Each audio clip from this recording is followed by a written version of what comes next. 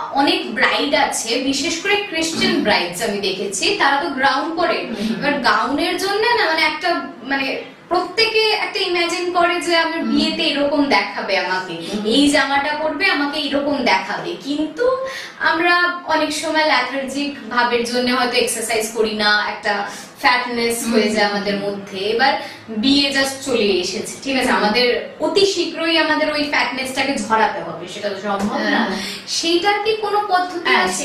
সেটা দেখো করা যায়, সেটা ডেফিনেটলি সেটা করা যায়। দেখো ব্যাপারটা হচ্ছে আমরা যে বিয়ে এখন কোনো কাস্ট বলে না, সবাই সৌন্দর্যের জন্য আমরা মডার্ন ড্রেস পরি, মানে এক ম্যারেজ মানে বিয়েতে বা কোনো পার্টিতে মডার্ন ড্রেস পরছি।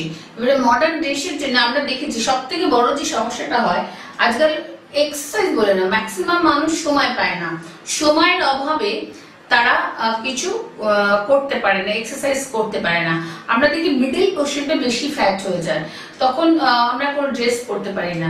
সেই ক্ষেত্রে পার্টিকুলার আমরা যখন কম সময়ের মধ্যে যদি কাউকে তৈরি করতে হয়, তাহলে অল্প সময়ের মধ্যে ওই যে থলথলে ব্যাপারটা বা মিডল পোর্শন যে ফ্যাটি ব্যাপারটা, সেটাকে আমরা অনেক কায়দায় ওটাকে তাড়াতাড়ি আমরা ফ্যাট রিডাকশন করতে পারি। আমাদের কাছে মডার্ন টেকনিক, মডার্ন মেশিন আছে, আমাদের কাছে আমরা পিপিসি করি, যেটাতে খুব তাড়াতাড়ি ফ্যাট গুলোকে গলিয়ে একটা বডি শেপ আপ করে দেয়। তো এগুলো করাতে তাতে কি হয়, ড্রেসটা পরতে পারে। মানে ধরো পুজো এসছে, আমাকে ভালো ড্রেস পরতে হবে, যে অনেকে আছে বিয়ে এসে গেছে নিজের, আমাকে ভালো ড্রেস পরতে হবে, বা আমি কোথায় যাব আমি সেরা, আমি সুন্দর হব, মানে এই যে একটা অ্যাট্রাকটিভ ব্যাপারটা, সেটা আমাকে করতে গেলে আমাকে যদি সময় দেওয়া হয় তাহলে আমি বলে দেবো কি কি কারেকশন করতে হবে।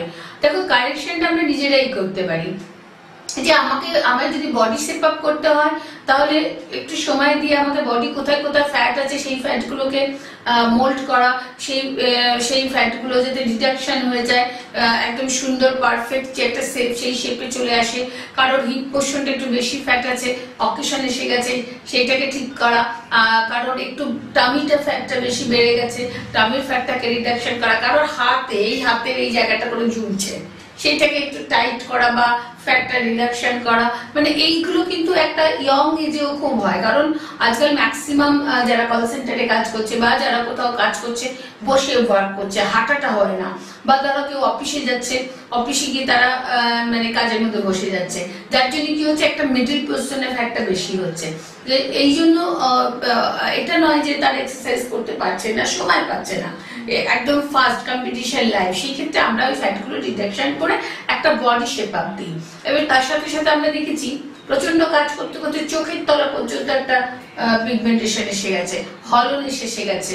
আমরা সেখানে একদম মানে আমাদের একটা দেখেছি খুব কম বয়সে একটা এজের ছাপ পড়ে গেছে, ছাপ পড়ে গেছে। মানে যে ব্রাইডাল মানে যে সাজবে বা যার বিয়ে, এমন জন্য আমরা সেজে গুজে বিয়েতে বসলাম, কোথাও কালো ছোপ ছোপ দাগ বা প্যাচে এসে আমরা মেকআপ করে বসলাম, পরদিন যখন শ্বশুর বাড়ি গেলাম ন্যাচারাল যে আমার বিউটিটা সেটা কিন্তু দেখা যাচ্ছে না, তখন দেখতে খারাপ লাগছে, নিজেকে অস্বস্তি লাগছে।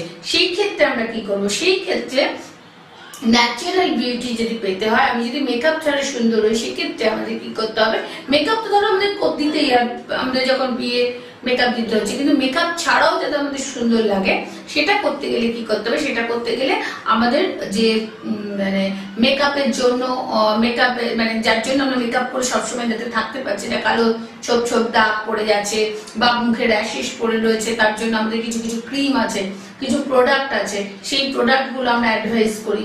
আর কিছু তোমার ছোপ ছোপ দাগের জন্য আমরা বা র্যাশের জন্য আমরা প্রোডাক্ট আছে, সেগুলোকে আমরা অ্যাডভাইস করি, আমরা ট্রিটমেন্ট করে দিই যাতে সেই র্যাশেস গুলো থাকে না, যে প্রোডাক্ট গুলো বা ছোপ ছোপ দাগ গুলো যাতে থাকে না, একটা সুন্দর লুক যাতে হয়। এইটা 1 নম্বর। 2nd নাম্বার যেটা হচ্ছে লুকিং এর জন্য, অ্যাট্রাকটিভ লুকের জন্য, অনেকে মনে হয় সব ঠিক আছে তবু আমি একটা জিনিস স্পেশাল রাখবো, নিজের সৌন্দর্যটাকে আরো অ্যাট্রাকটিভ করবো। কি হয়, আমরা চিকটাকে একটু বাড়ালাম, মানে অনেকের কি হয় একদম মানে প্লেন হয়, সেখানে চিকটা একটু বাড়ালাম, নোজটা একটু শেপ আপ করলাম, মানে অ্যাট্রাকটিভ লাগার জন্য। আমাদের মনে হয় ঠোঁটটা একটু আউটলাইন করলাম বা ঠোঁটটা একটু মোটা করলাম, সেটাও করা যেতে পারে। আমি কিন্তু উইদাউট সার্জারির কথা বলছি। ঠোঁটটা একটু মোটা করলাম বা ঠোঁটে একটু আউটলাইন করলাম, বা এই যে আমাদের আমরা সৌন্দর্য কিভাবে বুঝি, আমাদের তিনটে ভাগ থাকে, আপার ফেস, মিডিল ফেস আর লোয়ার ফেস। লোয়ার ফেসটা এইখান থেকে।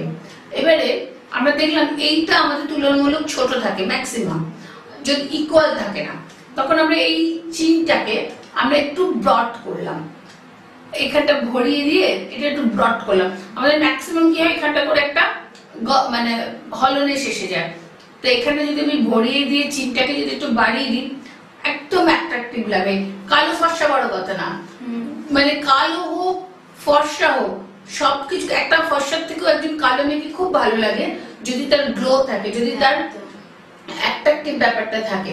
সেটা করার জন্য আমাদের যা করণীয় সেটা আমরা করি, যে একটা গ্লো ফেস, একটা অ্যাট্রাকটিভ ফেস, একটা শেপ আপ ফেস, হ্যাঁ, এগুলো আমরা করি।